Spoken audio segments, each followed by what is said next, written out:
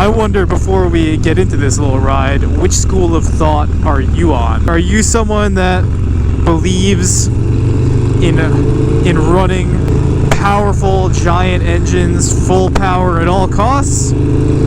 Or are you someone who believes being like, you know, being realistic, running maybe an 80 cubic inch engine, something like that, camming it out or whatever and running that way? Because honestly, I enjoy both. So I would wonder, what do you all think? Are you all a fan of running big engines or not?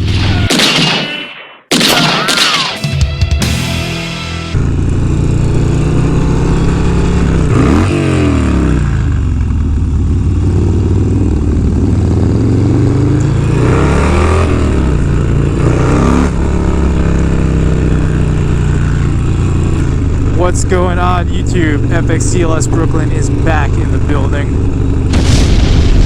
And yeah, I've said before in other videos, but this bike just does not get enough love. And that is why we're going to spend some time on it this week, maybe next week. I put the FXR down for a little bit, but spent a lot of time with the FXR. And let me tell you, man, going from a 80 cubic inch Evo to a 116 cubic inch rebuilt SNS engine could not be any more night and day. This bike literally is unstoppable, unquenchable power in every gear. And I mean, I could have this thing all the way up into 6th gear, and I am still able to have this bike pull absolutely insane power on this bike.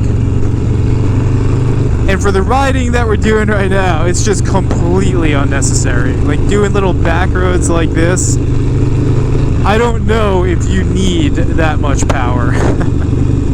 I always have people having two schools of thought on this idea. The first school of thought is, yeah, like look, we're on some back roads right now, you know, with a speed limit of 30. Some people will be like, yeah, you don't need that much power for that type of riding. Whereas other people will say, no, you want to have that power on reserve. You want to have as much power as possible. I wonder, before we get into this little ride, which school of thought are you on? Are you someone that believes in running powerful giant engines full power at all costs? Or are you someone who believes being like, you know, being realistic, running maybe an 80 cubic inch engine, something like that, camming it out or whatever and running that way? Because honestly, I enjoy both. So I would wonder, what do you all think? Are you all a fan of running big engines or not? Because there's definitely a trade-off to each of them, right? But this bike, whew, like I said, some people forget that we even still have this bike. You know, I've had people be like, dude, you still have that Dyna that you bought like 3 years ago? Yes, we still have it. Just doesn't get enough love, you know, which is why, you know, I'm usually on my lowrider or my FXR these days. This bike just doesn't get enough love, but it's an amazing bike. Every time I'm on it, I'm always like, oh yeah, I miss having a obnoxiously loud and fast Dyna with a Road Warrior fairing. I'll tell you what though, man, definitely get yourself into trouble on this bike. There's definitely been some close calls in terms of getting some speeding tickets on this one.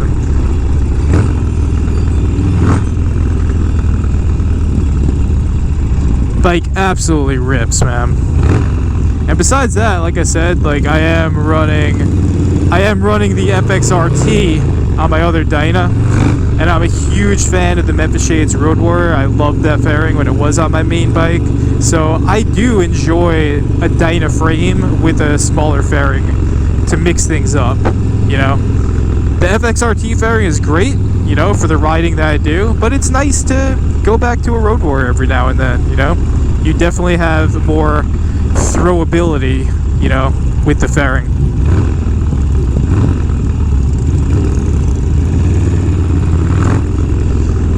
But yeah, it's actually, you know, when I feel like this bike isn't getting the love it deserves, because this could easily be somebody's main bike, you know, this could easily be somebody's main bike. And sometimes, you know, I'll just see it in the garage collecting dust, and I'll just be thinking like, man, you know, maybe someone else should have this bike, you know.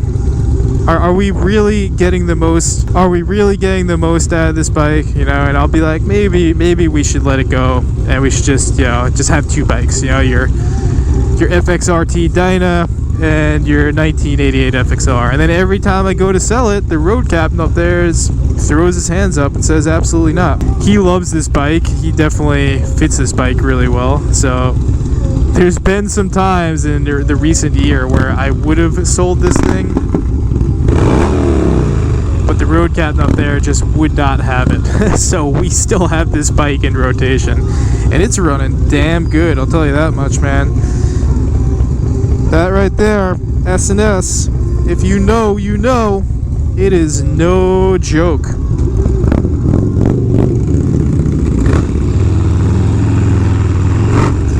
There's a part of me too, there's totally a part of me that wants to throw, which is kind of part of the reason why we picked up this bike back in 2018, just because it had the engine in it and the deal was just too good to be true, man. So probably more than half the reason we bought this bike was for that engine. The thing is just out of control.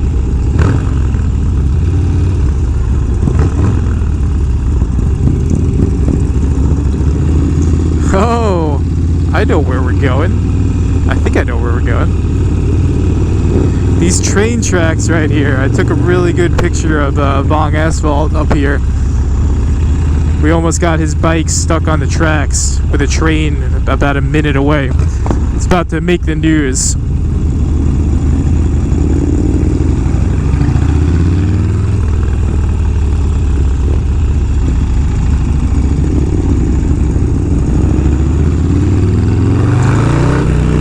But yeah, really, I don't know. There's a part of me that just thinks like, yeah, this bike should live. Oh, okay. Looks like we're gonna do a little detour. Looks like we're going to Billy Joel's old garage here. But I will go check out some old bikes in there, so pick it up after we pull out of here.